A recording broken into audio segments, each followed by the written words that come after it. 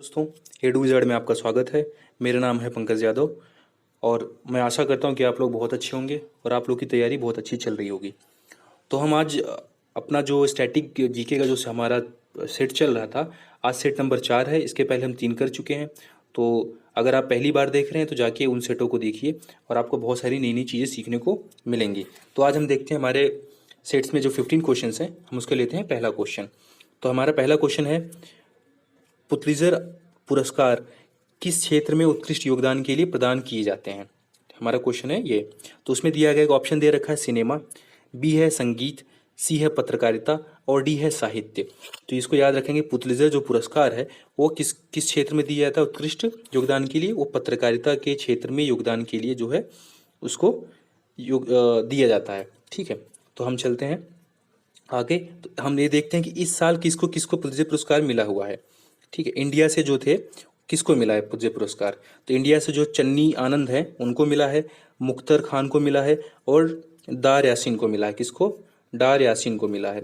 इनको मिला है, किस में मिला है? फोटोग्राफी के लिए मिला है इनको। इनको मिला है फोटोग्राफी के लिए।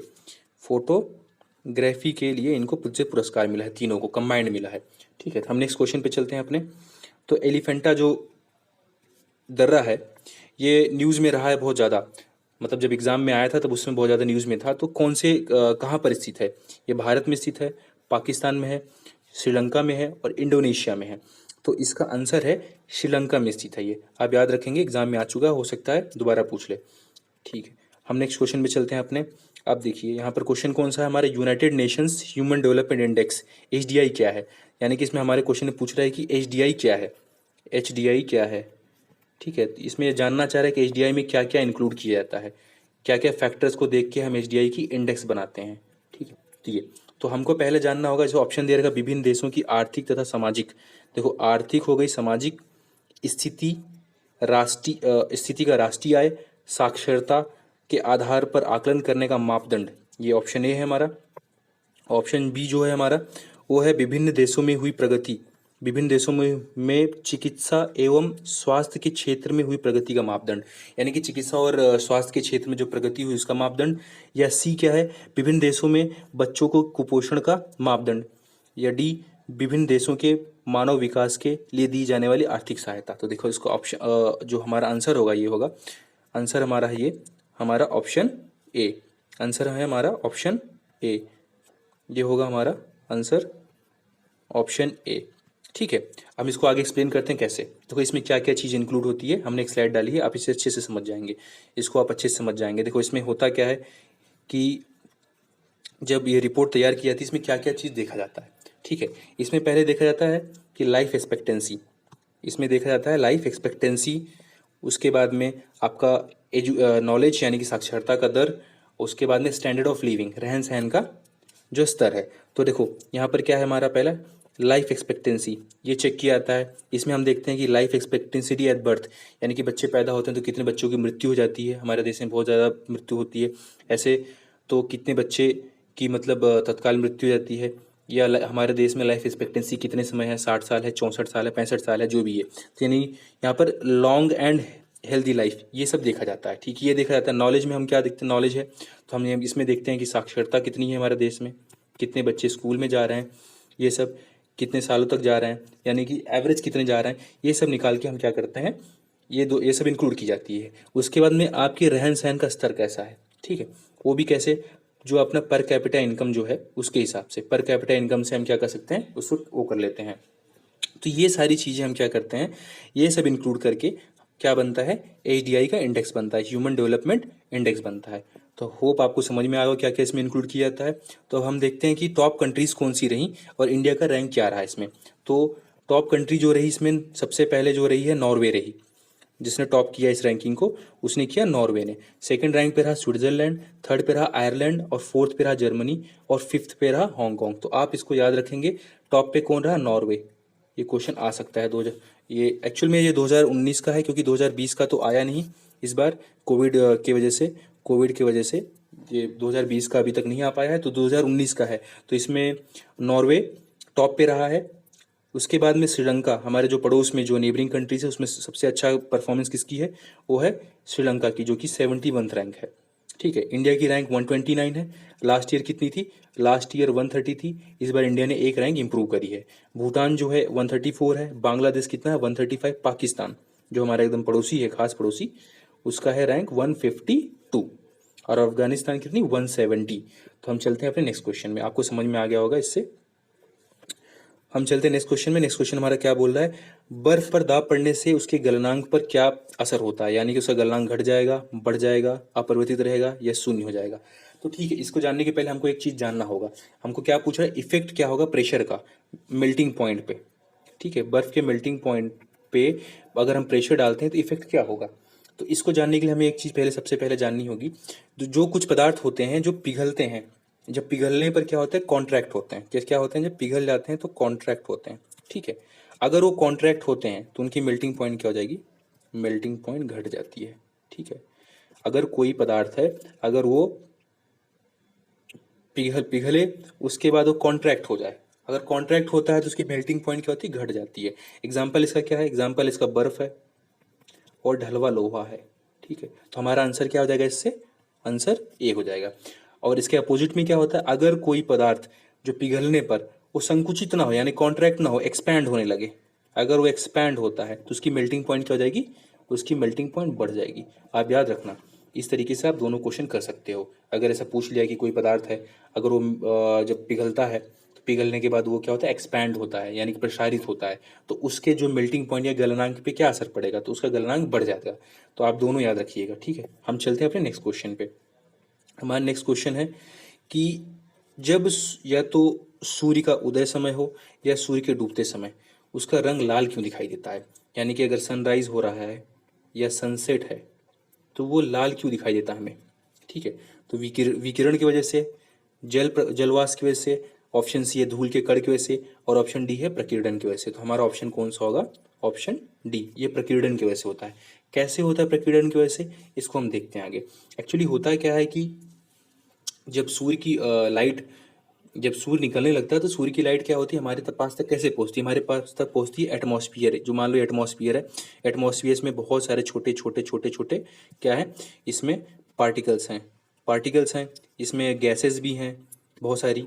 तो क्या होता है? इससे होकर आती हैं। तो जब इससे होकर आएंगी तो मान लो ये पार्टिकल्स हैं, ये पार्टिकल्स हैं, अब हमारी सूर्य की किरणें आ रही हैं तो इससे क्या होती है? टकरा जाती हैं। टकराने की वजह से क्या होती है? बहुत सारी तो रिफ्लेक्ट कर जाती हैं, बहुत सारी घूम जाती हैं। तो आपको पता है 7 कलर होते हैं लाइट में, 7 कलर होते हैं। तो हमको पता है विबग्योर करके 7 कलर होते हैं। ठीक है, जो सबसे विजिबल, मैं ऐसा करता हूँ कि आपको अगली स्लाइड में बताता हूँ, क्योंकि वहाँ पर मैंने एक एक स्लाइड डाल रखी है, आपको अच्छे से समझ में आ जाएगा। ठीक है, ये देखिए। तो ये देखो, वेवलेंथ जो हमको विजिबल लाइट होती है उसमें कितने कलर होते हैं? विजिबल लाइट में 7 कलर होते हैं, विबग्योर। ठीक है, ये तो विबग्योर क्या है? इसमें वॉयलेट है और रेड, और ये आर क्या है? रेड है। ठीक है, तो जो विबग्योर जो हम जैसे बढ़ते जाते हैं तो क्या होती है? उसकी वेवलेंथ कैसी आती है? बढ़ती जाती है। यानी कि वी से आगे बढ़ेंगे, आई, इंडिगो, ब्लू, तो उनकी क्या होगी? वेवलेंथ बढ़ते जाएगी। ठीक, तो वेवलेंथ बढ़ते जाती है। तो हमको ये विजिबल लाइट होती है, मान लो 400 नैनोमीटर पे हमको नैनोमीटर्स पे दिखाई देती है, दूरी पे दिखाई देती है, 700 नैनोमीटर पे दिखाई देती है, ऐसे होता है। तो जब मैं क्या बता रहा था वहाँ पर, जो मान लो ये एटमॉस्फियर है, एटमॉस्फियर में ये पार्टिकल्स हैं, यहाँ गैसेज हैं, जब यहाँ से लाइट आती है इससे लड़ती है। ठीक, तो लड़ने के बाद क्या होता है? जो कम वेवलेंथ वाली जो लाइट्स होती हैं वो क्या होती हैं? स्कैटर कर जाती हैं, स्कैटर कर जाती है, प्रकीर्णन हो जाता है उनका। और जिनका वेवलेंथ ज़्यादा होता है तो क्या करती है? हमारे हमारे पास तक, यहाँ पर पृथ्वी तक आ पाती है। तो आपको क्या पता चला यहाँ से? सबसे ज़्यादा वेवलेंथ किसका है? सबसे ज़्यादा वेवलेंथ रेड कलर का है। तो हमारी आंखों तक कौन सी पहुँच पाती है? रेड कलर पहुँच पाती है। मगर आप क्वेश्चन करोगे कि दिन में तो हमको सफ़ेद दिखाई देता है, तो रात में कैसे, मतलब दोपहर में हमको सफ़ेद दिखाई देता है, और उगते समय और डूबते समय क्यों हमको ऐसा दिखाई देता है कि वो रेड कलर में है? तो हम अभी इसको बताते हैं, इसको एक्सप्लेन करते हैं वो कैसे क्यों होता है। जो मान लो हमारी पृथ्वी है, जब सवेरा होता है या सवेरे या डूबते समय जो सन होता है हमारे लगभग हॉरिजॉन के करीब हॉरिजॉन में हॉरिजॉन के पास होता है। मान लो यहाँ पर सन है, हॉरिजॉन के पास होता है, ऐसे ऐसे करके यहाँ डूबता है। तो एटमॉस्फियर, ये एटमॉस्फियर हमारे सन का, यहाँ यहाँ तक एटमॉस्फियर है सन का। तो इसमें क्या होता है? इसको बहुत ज़्यादा एटमॉस्फियर में लंबी दूरी ट्रेवल करनी पड़ती है, यानी कि मैक्सिमम एटमॉस्फियर इसको मिलता है उस समय आने के लिए। तो मैक्सिमम एटमॉस्फियर मिलेगा तो वहाँ पर क्या है? मैक्सिमम ज़्यादा धूल के कण हैं और गैसेज हैं। तो क्या होगा? इससे जो सूर्य की किरणें हैं लड़के क्या होती हैं? बहुत सारे जो जिनका वेवलेंथ कम है वो क्या होता है, वो स्कैटर हो जाती हैं, यानी उनका प्रकीर्णन हो जाता है। तो प्रकीर्णन होने की वजह से जो हमारे पास तक लाइट पहुंचती है वो सिर्फ क्या होती है, रेड कलर की लाइट हमारे पास तक पहुंच पाती है। तो ठीक है, आपको समझ में आ गया। वही जब दिन में होता है, दिखा देता हूँ मैं आपको, वही जब दिन में होता है तो क्या होता है उसमें, एक मिनट इसको मैं थोड़ा क्लियर कर देता हूँ तो आपको सही से समझ में आएगा। ठीक है, देखो, तो ये मैं बता रहा था, मैं क्या बता रहा था, जब ये देखो, ये आप यहाँ पर हो, ऑब्जर्वर हो यानी कि अर्थ पे, तो आपके पैरेलल है, तो आपको क्या करना पड़ रहा है, एटमॉस्फेयर में बहुत ज़्यादा लाइट, जो सूर्य की लाइट को ट्रेवल करनी पड़ रही है, तो उससे स्कैटर हो जा रही है, ज़्यादा स्कैटर हो रही है तो सिर्फ रेड लाइट पहुँच पा रही है। जब आपके सर पे, जब स्ट्रेट दोपहर में ऊपर सूर्य होता है तो क्या करता है, उसको जो बहुत कम एटमॉस्फेयर को, देखो यहाँ पर एटमॉस्फेयर इतना बड़ा है, इतने एटमॉस्फेयर में आना पड़ रहा है, यहाँ पर एटमॉस्फेयर सिर्फ इतना है, इतने एटमॉस्फेयर को इसको क्या करना पड़ रहा है, ट्रेवल करना पड़ रहा है लाइट को। तो कम एटमॉस्फेयर होगा तो वहाँ पर कम पार्टिकल्स होंगे, कम गैसेज होंगी, धूल के कण कम होंगे, तो क्या होगा, स्कैटरिंग क्या हो जाएगी, कम हो जाएगी। यहाँ पर क्या होता है, स्कैटरिंग कम हो जाती है, लाइट ऑफ ब्लू, मतलब स्कैटरिंग कम होती है, तो स्कैटरिंग कम होने की वजह से क्या होती है, हमें सारे कलर आते हैं, और आपको पता है सारे कलर मिलके लगभग लगभग क्या होते हैं, बहुत कम रिफ्लेक्ट होते हैं, तो बहुत कम रिफ्लेक्ट होंगे, स्कैटर्ड होंगे। तो उससे क्या होगा, जब सारे कलर, तो हमको पता है कि व्हाइट लाइट होती है, व्हाइट लाइट 7 कलरों से मिलकर बनी, तो हमको क्या दिखाई था, सन हमको कैसे दिखाई था, व्हाइट दिखाई देता है, इसलिए। तो आपको समझ में आ गया होगा। ठीक है, मैं अब नेक्स्ट क्वेश्चन में चलते हैं हम। नेक्स्ट क्वेश्चन है हमारा कि जो घरों में विद्युत संयंत्र होते हैं वो कौन सी श्रेणी में जुड़े होते हैं, कौन से उसमें जुड़े होते हैं। तो पहला है श्रेणी सीरीज, यानी कि सीरीज में जुड़े होते हैं। समानांतर यानी पैरेलल क्रम में जुड़े होते हैं। कौन से क्रम में जुड़े होते हैं हमसे पूछा गया, तो सीरीज में या पैरेलल में या मिश्रित में, यानी कि सीरीज या पैरेलल दोनों में, या ऑप्शन डी किसी में नहीं। तो जो घरों में जो हमारे होम अप्लायंसेज होते हैं, जो इलेक्ट्रिक अप्लायंसेज होते हैं, वो होते हैं पैरेलल जो है श्रेणी में जुड़े हुए होते हैं। ठीक है, आप इसको याद रखिएगा, पैरेलल श्रेणी में क्या होते हैं, जुड़े हुए होते हैं। अब हमारा नेक्स्ट क्वेश्चन है, लोहे में जंग लगना, लोहे में जो जंग लगना क्या है। लोहे में जंग लगना क्या है, एक भौतिक, यानी कि इसको यहाँ अगर बोलते फिजिकल जो है वो क्रिया है, एक रासायनिक क्रिया है, एक सामान्य क्रिया है, और डी इसमें से कोई क्रिया नहीं है। तो लोहे में जंग लगना क्या है, कौन सी क्रिया है, फिजिकल रिएक्शन है, केमिकल रिएक्शन है, और कोई नहीं है इसमें। तो हमको पता है लोहे पे अगर जंग लग रहा है तो कौन सी क्रिया होगी, वो रासायनिक क्रिया। कौन सी क्रिया हो जाएगी, वो एक केमिकल क्रिया हो जाए, केमिकल रिएक्शन हो जाएगी, रासायनिक क्रिया।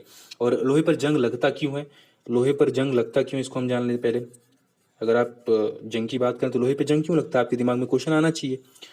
तो क्या होता है, जो पानी में जो एक्चुअल में जंग लगना होता है, हवा में जो नमी होती है, हवा में नमी और पानी की वजह से, ऑक्सीजन, हवा में नमी और ऑक्सीजन के कारण क्या होता है, लोहे पर जंग लगता है। आप इसको याद रखेंगे, क्वेश्चन आ सकता है कि लोहे में जंग क्यों लगता है। तो लोहे में जंग लगता है जब ऑक्सीजन में हमारे क्या, हवा में जो होगी नमी होगी, और ऑक्सीजन के कारण जो है लोहे पर जंग लग जाता है।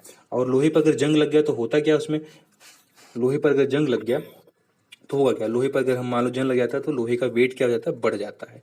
आप याद रखेंगे, लोहे का वेट जो है बढ़ जाता है, जंग लगने की वजह से लोहे का वेट जो है बढ़ जाता है। ठीक है, अगर आप इसके बाद आप ये भी सोच सकते हैं, अगर लोहे पर जंग लगा तो जो पदार्थ बनता है, तो बनता कौन सा पदार्थ है वो। तो लोहे पर जो जब जंग लगता है तो जो पदार्थ बनता है वो होता है फेरोस्फेरिक ऑक्साइड। कौन सा बनता है, फेरोस्फेरिक, फेरोस्फेरिक ऑक्साइड। आप इसको याद रखिएगा, कौन सा ऑक्साइड बनता है, फेरोस्फेरिक ऑक्साइड। जब लोहे पर जंग लग जाता है तो उसका वेट बढ़ जाता है, एक तो आप ये याद रखेंगे। और लोहे पर जंग लगने की वजह से जो पदार्थ बनता है वो कौन सा बनता है, फेरोस्फेरिक ऑक्साइड। और इस सब को बचाने के लिए हम क्या करते हैं, लोहे पर जंग ना लगे हम क्या करते हैं, लोहे को गैल्वनाइज करते हैं। उस पर कौन सी परत चढ़ाते हैं, उस पर परत चढ़ाते हैं, यानी गैल्वनाइज करते हैं। कौन सी परत चढ़ाते हैं, उस पर हम क्या करते हैं, जस्ते की परत चढ़ा देते हैं। आप इसको याद रखिएगा, जस्ते की परत चढ़ाते हैं, या हम क्या करते हैं, लोहे को पेंट करते हैं। आपने देखा होगा वो तारपीन का तेल आता है जो ब्लैक कलर का, हम उससे लोहे को क्या करते हैं, पेंट मार देते हैं, या तेल भी मारते हैं या पेंट भी मार देते हैं। तो आप इसको, आपको समझ में आ गया होगा तो क्या क्या करते हैं। तो लोहे की जंग लगना क्या है, एक रासायनिक क्रिया है। इसके बाद हमको क्या याद रखना है, तो लोहे में जंग क्यों लगता है, हवा की नमी और ऑक्सीजन के कारण क्या होता है, लोहे में जंग लगता है।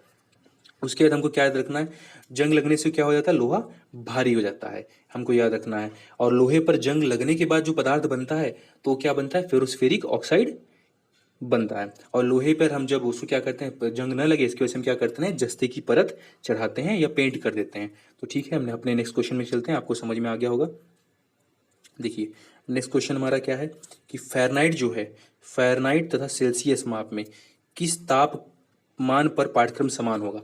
यानी कि जो हम अगर टेम्परेचर मेज़र करते हैं फ़ारेनहाइट में और सेल्सियस में, तो कौन से टेम्परेचर पे जो है तापमान समान होगा। तो आपको याद रखना होगा कि -40 डिग्री पे टेम्परेचर हरदम क्या होगा, समान होगा। आप इसको बहुत अच्छे से याद रखिएगा, -40 डिग्री पर क्या होगा, टेम्परेचर समान होगा। ठीक है, तो हम चलते हैं आगे, देखते हैं। इसमें मैंने कुछ और डाल रखा है।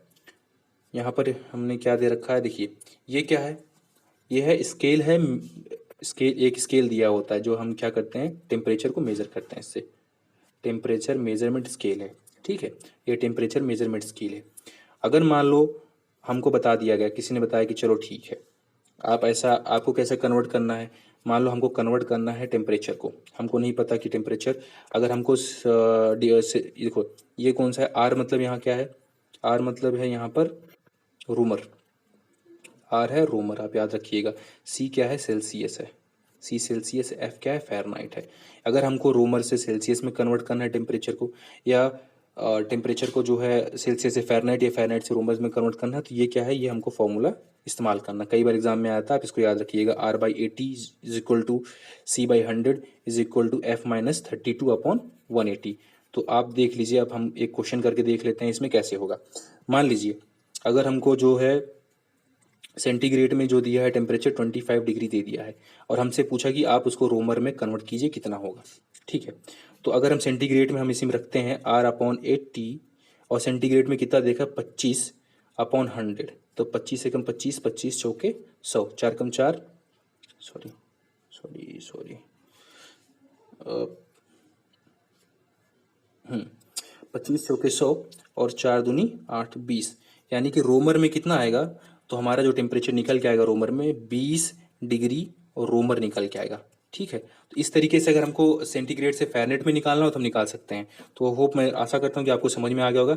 इसको हम कैसे कन्वर्ट कर सकते हैं, आप इसमें डाल दीजिए, या इसमें करके हम क्या कर सकते हैं, इसको टेम्परेचर को निकाल सकते हैं। चाहो कोई भी टेम्परेचर दिया हो, सेंटीग्रेड में दिया हो तो उसको रोमर में निकालने को बोल दिया, फ़ारेनहाइट में बोल दिया जाए। अगर फ़ारेनहाइट में बोल दिया जाएगा तो वही चीज़ होगा। मान लो मैं आपको निकाल के दिखाता हूँ फ़ारेनहाइट में कैसा होगा। आप बोलोगे चलो ठीक है सर, आप फ़ारेनहाइट निकाल के दिखा दीजिए। तो फ़ारेनहाइट में कैसे होगा मैं बताता हूँ आपको, 1 मिनट। मान लीजिए फ़ारेनहाइट में बोल दिया हमने, हमको पता है कि सेंटीग्रेड में टेम्परेचर कितना है, 25 है। सेंटीग्रेड में जो टेम्परेचर हमारा कितना है, 25 है। और हम इस वाले ऑप्शन को लेके चलते हैं, 25/5, और F-32/9, तो क्या, 5 5 25, 5 9 45 इक्वल टू F-32, और ये 32 इधर आएगा तो कितना हो जाएगा, 5 2 7 4 3, 5 2 7 4 3 7, 77 क्या होगा, फ़ारेनहाइट हो जाएगा। तो हमको इससे पता चल गया कि हमारा आंसर क्या होगा। फ़ारेनहाइट में अगर सेंटीग्रेड में डिग्री टेम्परेचर हमको दिया है 25 डिग्री है, तो फ़ारेनहाइट में होगा 77 फ़ारेनहाइट। ठीक है, आपको समझ में आ गया होगा, आशा करता हूँ। तो ये इसको हम ऐसे चेंज कर सकते हैं। तो हम चलते हैं नेक्स्ट क्वेश्चन में। मैं आपको एक्स्ट्रा इसलिए बताता हूँ कि एग्जाम में अगर आ गया तो आप इसको अच्छे से कर सकेंगे, क्योंकि क्वेश्चन से आरआरबी एनटीपीसी में कई बार पूछा जा चुका है। आरआरबी में, रेलवेज में जो एनटीपीसी का लास्ट ईयर का क्वेश्चन था, लगभग इसमें आपको कम से कम 10-15 क्वेश्चन इसी पे आए थे आपको चेंज करने के लिए, और बहुत बच्चे नहीं कर पाए थे। तो इसलिए मैं आपको बता रहा हूँ, ये आप इसको कर लीजिएगा बहुत अच्छे से। तो हम नेक्स्ट क्वेश्चन देखते हैं अपना। पूर्ण सूर्य ग्रहण के समय सूर्य का कौन सा भाग दिखाई देता है। अगर मान लो पूर्ण सूर्य ग्रहण है तो हमें कौन सा भाग हमें क्या होता है, दिखाई देता है। पूर्ण सूर्य ग्रहण के में सूर्य का कौन सा भाग दिखाई देता है, तो कोई भाग नहीं दिखाई देता। बी किरीट, सी क्रोमोस्फियर यानी वर्णमंडल, और डी जो है फोटोस्फियर। तो हमको कौन सा भाग दिखाई देता है, जब पूर्ण सूर्य ग्रहण था हमको दिखाई देता है किरीट दिखाई देता, कोरोना दिखाई देता। कैसे दिखाई देता, देखिए ये है सूर्य, हमारा सन का स्ट्रक्चर, सन का स्ट्रक्चर है हमारे, ये थोड़ा छोटा कर देते हैं, सन का स्ट्रक्चर है। अब आप देखिए, तो पहले तो बीच में क्या है, हमारा कोर है। उसके बाद हमारा क्या है, रेडियो एक्टिव जो है एरिया है। उसके बाद में हमारा ये जो है, ये हमारा क्या, संवहन क्षेत्र है। तो इसके बाद ये वाला जो है हमारा क्या, फोटोस्फियर है।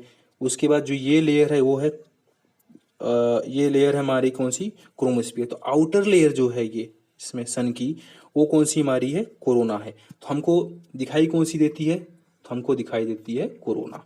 तो आपको समझ में आ गया इस डायग्राम से। हमने इस पिक्चर को इसलिए डाला है कि आप एक बार विजुलाइज कर सकेंगे कैसे कैसे हो रहा है। ठीक है, तो हम चलते हैं अपने नेक्स्ट क्वेश्चन में। नेक्स्ट क्वेश्चन हमारा है, ध्वनि की गति सर्वाधिक होती है ध्वनि की गति जो है सर्वाधिक होती है, तो आप बताइए किस में होती है। ध्वनि की गति वायु में सबसे अधिक होती है, स्टील में होती है, निर्वात में होती है, जल में होती है। तो देखिए, जो ध्वनि की सबसे यानी कि जो एयर होती है उसकी स्पीड सबसे ज़्यादा किसकी होती है, साउंड की स्पीड किसकी होती है, एयर में होती है क्या, एयर में नहीं होती। सबसे ज़्यादा किस में होती है, स्टील में होती है। ठीक है, तो मैंने एक चार्ट सा डाल दिया है, आप इसको याद रखिएगा। देखो ये मीडियम्स हैं, कहाँ कहाँ मीडियम, और दूसरी है ध्वनि की मतलब साउंड की स्पीड। तो हम देखते हैं कि कहाँ कहाँ होती है। एक बार हम रीड कर देते हैं, आप इसको 2-3 बार कर लीजिएगा तो आपको क्या हो जाएगा, याद हो जाएगा ये। हाँ, देखो, भाप में जो एयर में यानी कि एयर में कितनी होती है इसकी 400, एयर में 332, भाप में होती 405, अल्कोहल अल्कोहल में होती 1213, लोहा यानी कि आयरन में होती 5130, कांच में होती है 5640, हाइड्रोजन में 1269, और वाटर में 1493। तो आप देखिए सबसे ज़्यादा किस में है, आप इस सब में देखिए सबसे ज़्यादा जो होती है साउंड की स्पीड वो होती है एल्युमिनियम में, होती है 6420। आप इसको याद रखिएगा। एक बार इस चार्ट जो है आप इसको याद रखेंगे, पढ़े रहेंगे, तो एग्ज़ाम में अगर आ गया, मान लीजिए वहाँ पर एल्युमिनियम ऑप्शन ना हो और वहाँ पर आपको दे दिया जाए कांच दे दिया जाए, यानी उसमें ग्लास दे दिया जाए और वाटर दे दिया जाए, ऐसे करके 4 ऑप्शन दे दिए जाएँ, तो आप आयरन दे दिया जाए, तो आप ऑप्शन क्या मारोगे। तो आपको पता रहेगा तो आप इसको ऑप्शन आराम से टिक करके आगे बढ़ जाएंगे। ठीक है, हम अगले क्वेश्चन को देखते हैं। हमारा अगला क्वेश्चन क्या है, अगला क्वेश्चन हमारा है कि सोडियम को मिट्टी के तेल में रखा जाता है, सोडियम को मिट्टी के तेल में क्यों रखा जाता है, ये क्वेश्चन हमारा है। तो हमारे पहला ऑप्शन है अपने मौलिक स्वरूप में बनाए रखने के लिए। ठीक है, ऑप्शन बी क्या है, हवा में इसका ऑक्सीकरण होने लगता है, और ऑप्शन सी है कि हवा में वाष्पीकरण होने लगता है, ऑप्शन डी है इसका हवा में यह जलना आरंभ कर देता है। तो ठीक, पहली बात तो हमको समझना पड़ेगा कि हम क्यों रखते हैं इसको। तो हवा जो सोडियम होती है ये हवा से मिलने के बाद ये बनाती है सोडियम ऑक्साइड, हवा से मिलने के बाद बनाती है सोडियम ऑक्साइड, ये सोडियम ऑक्साइड बनाती है। ठीक है, sodium oxide NaCl, sorry Na2O, ये बना देती है। ठीक है, सोडियम ऑक्साइड बना देती है। जब ये हवा में सोडियम मिलती है हवा से, एयर से, तो सोडियम ऑक्साइड बना देती है। उसके बाद में क्या करती है, सोडियम हाइड्रोक्साइड जब ये कार्बन डाइऑक्साइड से रिएक्ट करती है तो बनाती है सोडियम कार्बोनेट, तो सोडियम कार्बोनेट बना देती है। तो पहले फिर इसका क्या होता है, पूरा जो है फिर ये इसका जो है रंग जो है काला पड़ने लगता है। तो क्या करते हैं, हवा में हम इसको वाटर में क्यों रखते हैं, इसको हम वाटर में सॉरी इसको इसके लिए हम क्या करते हैं, इसको केरोसिन के तेल में रखते हैं। ठीक है, क्योंकि ये अपने मौलिक जो स्वरूप है इसको बनाए रखे, नहीं तो फिर ये बहुत चेंज हो जाता है। क्योंकि देखो यहाँ पर सोडियम ऑक्साइड बना रहा है, फिर क्या करता है सोडियम कार्बोनेट बना देता है कार्बन डाइऑक्साइड से मिलके, तो फिर ये अपने मौलिक जो स्वरूप है इसका उसको पूरी तरह चेंज कर देता है। इसलिए हम क्या करते हैं, इसको हम रखते हैं किसमें, इसलिए हम इसको रखते हैं केरोसिन के तेल में। आप याद रखें, मिट्टी के तेल में रखते हैं, केरोसिन के तेल में रखते हैं। आप इसको याद रखिएगा, मिट्टी के तेल या केरोसिन के तेल में रखते हैं सोडियम को, क्योंकि अपना मौलिक स्वरूप बनाए रखे इसलिए। ठीक है, अब हम चलते हैं अगला। देखो यहाँ पर इसका आंसर होगा ऑक्सीकरण, क्योंकि मौलिक स्वरूप तो बनाए रखना है, बट क्या होता है, क्यों हम करते क्यों है, क्योंकि ये इसका ऑक्सीकरण या ऑक्सीडाइजेशन होने लगता है इसके लिए। तो हम आंसर मार्क करेंगे ऑक्सीडाइजेशन। नेक्स्ट क्वेश्चन हमारा है क्या, नेक्स्ट क्वेश्चन है हमारा, चेचक के टीके का आविष्कार किया था, चेचक के टीके का आविष्कार किसने किया था, प्रिस्ले ने, उसके बाद में रफवेटिन ने, एडवर्ड जेनर ने, लॉयड ने। तो जो चेचक के जो टीका है उसका आविष्कार किसने किया था, एडवर्ड जेनर ने। बहुत बार पूछा है, आपको याद ही होगा ये एकदम से, इतनी बार पूछ चुका है, हर एग्जाम में लगभग पूछा जा चुका है ये। अब हम देखते हैं शरीर में ऑक्सीजन, नेक्स्ट क्वेश्चन है हमारा, शरीर में ऑक्सीजन की पूर्ति कौन करता है। पहला आरबीसी, दूसरा डब्ल्यूबीसी, ऑप्शन सी है प्लाज्मा, और ऑप्शन डी है ब्लड प्लेटलेट्स। देखिए, तो शरीर में ऑक्सीजन की पूर्ति कौन करता है, शरीर में ऑक्सीजन की पूर्ति जो है आरबीसी करता है। ठीक है, आरबीसी करता है, क्योंकि जो आरबीसी क्या करता है, ब्लड में आरबीसी जाता है, ठीक है, ऑक्सीजन लेके जाता है, तो ब्लड में जो है आरबीसी क्या करता है, ऑक्सीजन की पूर्ति करता है। ठीक है, अब नेक्स्ट क्वेश्चन हमारा है, मनुष्य के शरीर में हृदय को एक बार धड़कने के लिए कितना समय लगता है, यानी कि जो आपकी हार्ट बीट है एक बार धड़कने में उसको कितना समय लगता है। तो ऑप्शन दे रखा है 1 मिनट, ऑप्शन बी है 1.5 सेकेंड्स, ऑप्शन सी है 0.8 सेकेंड, ऑप्शन डी है 1 सेकेंड। तो आपका ऑप्शन क्या होगा इसमें से? आपका होगा आंसर बी होगा, यानी कि कितना लगता है? 1.5 सेकेंड्स लगता है हृदय की धड़कन को एक बार धड़कने में। जो स्वस्थ मनुष्य होता है, या मान लो आप बीमार व्यक्ति नहीं है, तो लगभग लगभग उसकी जो हृदय की धड़कन होती है 32 बार होती है। कितनी बार होती है? 32 बार होती है। आप अगर आप एक्सरसाइज कर रहे हो, मान लो कोई मेहनत वाला काम करते हो, बहुत मेहनत वाला काम कर रहे हो, तो आपकी जो है हृदय की धड़कन लगभग हो जाएगी 180 बार, 180 टाइम्स। ये तो नॉर्मल हो जाता है, ठीक है।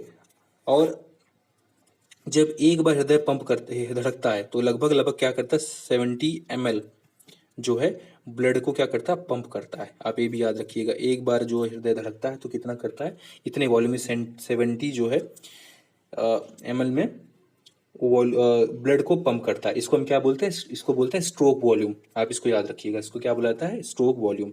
हम चलते हैं अपने नेक्स्ट क्वेश्चन में। अब क्वेश्चन हमारा क्या आ गया? नेक्स्ट क्वेश्चन हमारा है, सॉरी, नेक्स्ट क्वेश्चन है हमारा,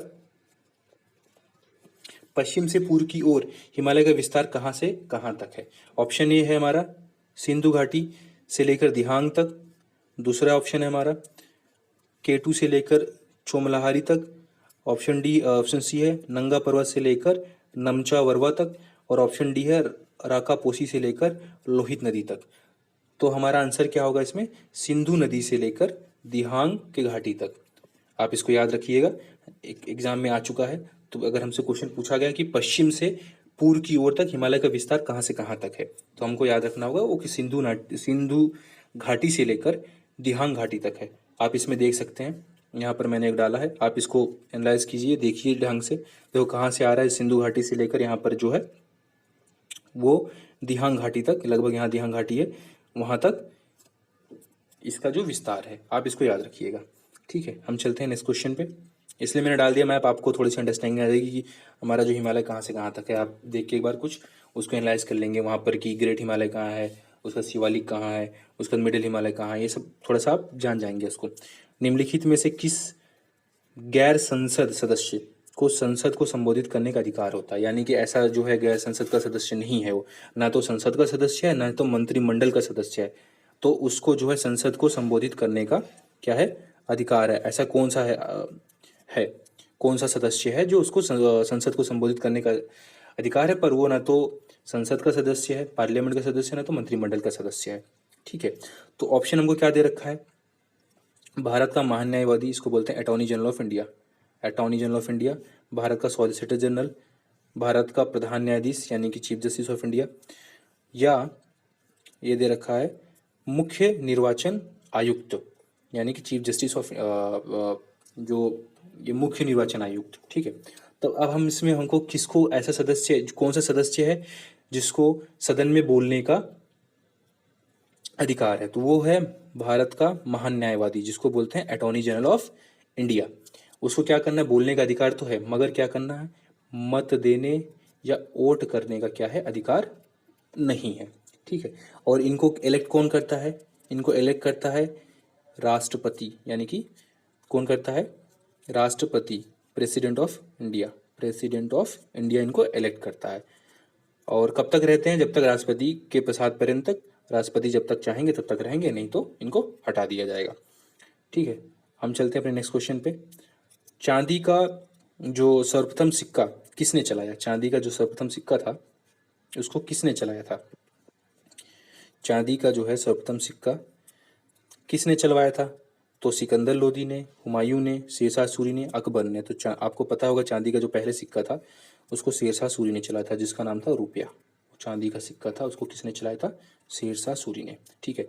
और शेरशाह सूरी ने बहुत सारे काम करे थे, जैसे ग्रैंड ट्रंक रोड का निर्माण करवाया था, उसके बाद में पट्टा प्रथा, डाक प्रथा, और जो है लगभग लगभग बहुत सारे काम करवाए थे। मैंने यहाँ पर डाल दिया है। शेरशाह सूरी ने देखो ये गजे सिकंदरी इनके टाइम पे चलवाए। क्या करा था शेरशाह सूरी ने? माप करने के लिए, जो ज़मीन की माप करने के लिए गजे सिकंदरी जो कि बत्तीस अंक का होता था, सन की डंडी का बना होता था, उसका प्रयोग किया था। इन्होंने कबूलियत प्रथा, पट्टा प्रथा आदि की शुरुआत करवाई, डाक प्रथा का प्रचलन करवाया, ग्रैंड ट्रंक रोड की मरम्मत करवाई, ठीक है। और इनको जो किले बनवाए थे इन्होंने उस समय कौन थे, रोहतासगढ़, इनके रोहतासगढ़ किला, किला एक कोहना नमक मस्जिद का निर्माण करवाया। तो आप इसको क्या करिए, इसको याद रखिएगा, क्योंकि ये क्वेश्चंस बार बार आ चुके हैं। आप एक बार इसको जरूर याद कर लीजिएगा। मैंने इसलिए डाल दिया है कि क्वेश्चन के अलावा कि आप एक बार देख लेंगे तो आपको याद रहेगा। तो आज जो हमारे 15 क्वेश्चन के सेट यहीं खत्म होते हैं। तो आशा करता हूँ कि आपको बहुत अच्छा लगा होगा और समझ में आया होगा। तो अगर आपको अच्छा लगा है आज का जो हमारा ये सेट है, तो इसको आप लाइक करिए, शेयर करिए, सब्सक्राइब करिए और अपने दोस्तों को बताइए, जिससे वो क्या कर सकते हैं, उनको भी ज़्यादा से ज़्यादा फ़ायदा हो। और इसी के साथ हम क्या करते हैं, इस सेशन का अंत करते हैं। जय हिंद, जय भारत।